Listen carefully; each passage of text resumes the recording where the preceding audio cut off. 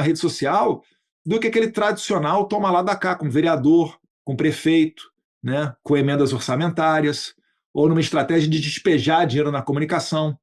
Lula está despejando dinheiro na comunicação. Está conseguindo ter algum sucesso? Até tá. Mas isso daí, não sei se vai ser o suficiente para ele conseguir vencer a eleição do ano que vem. Vamos ver.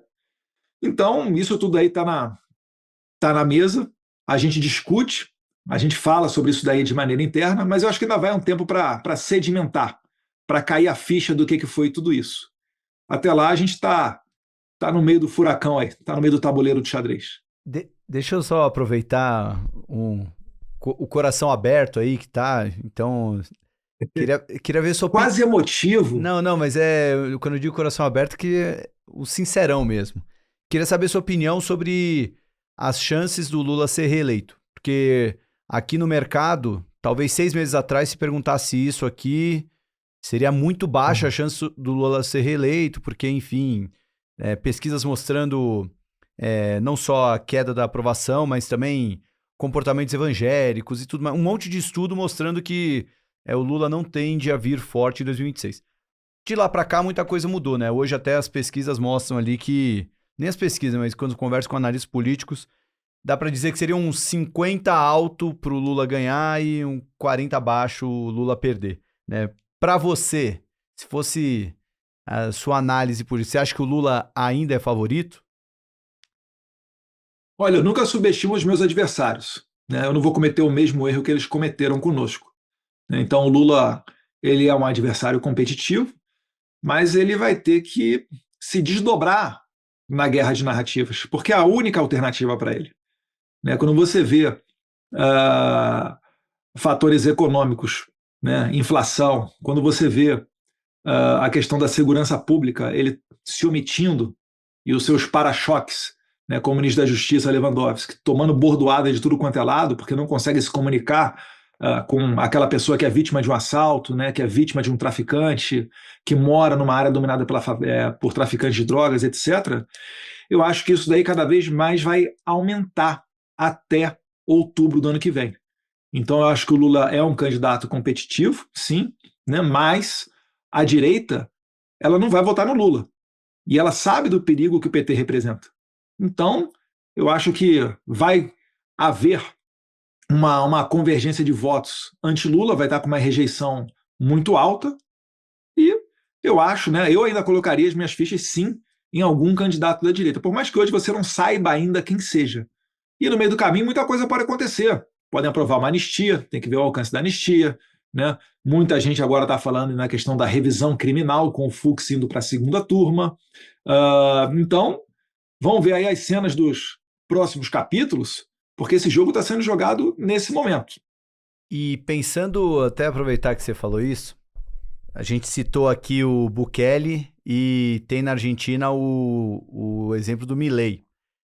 E a gente meio que já sabe quem são os personagens desse tabuleiro político no que vem, né? O Lula na esquerda, na direita a gente vê Tarcísio, Ratinho Júnior, Zema, Leite, enfim, os governadores.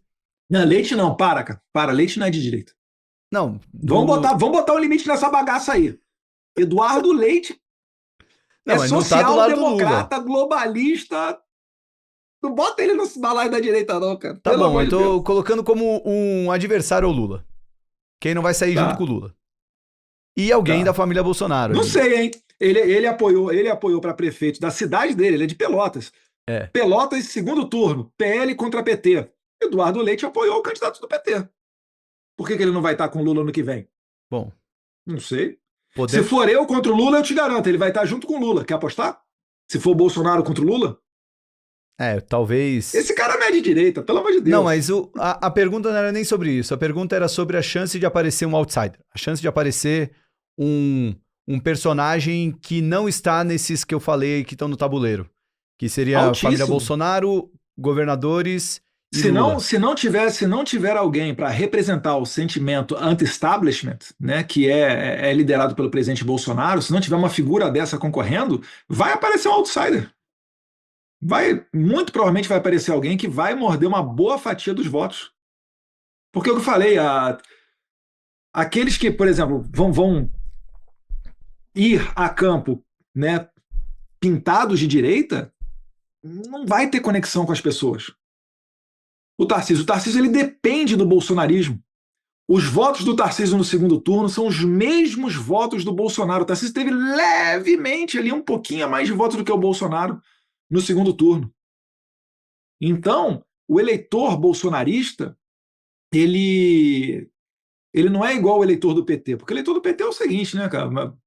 Você vai lá para cima do cara lá, você faz, enfim, faz alguma benesse eleitoral, ou às vezes até enche o tanque do carro do cara, ou aumenta algum programa assistencialista, o cara fica feliz, vota em você. O cara da direita não. O cara da direita quer saber quem é o candidato, quer saber com o que ele está comprometido.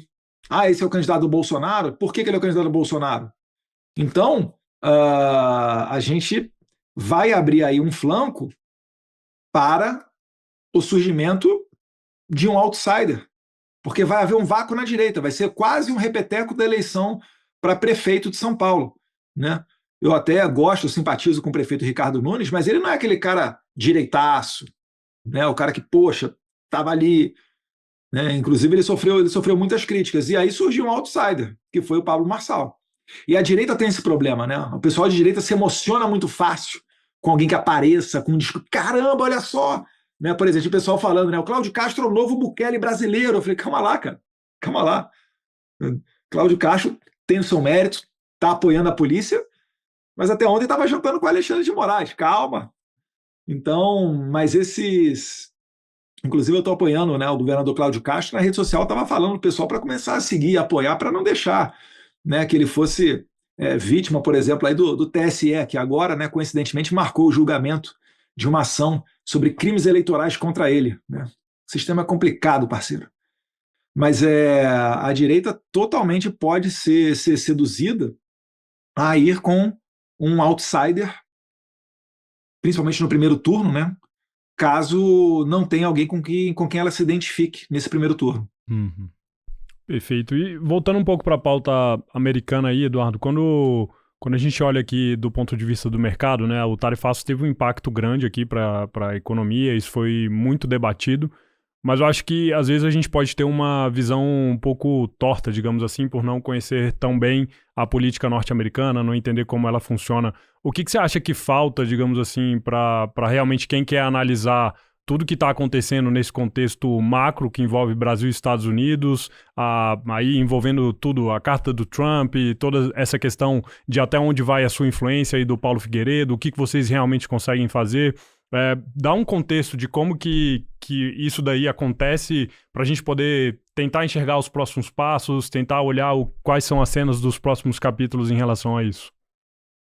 Primeiro, originalmente, nós nunca pedimos por tarifas ao Brasil. Né? Nós sempre, quando nos era permitido dar a opinião, nós sempre opinávamos da questão de, olha, é o Alexandre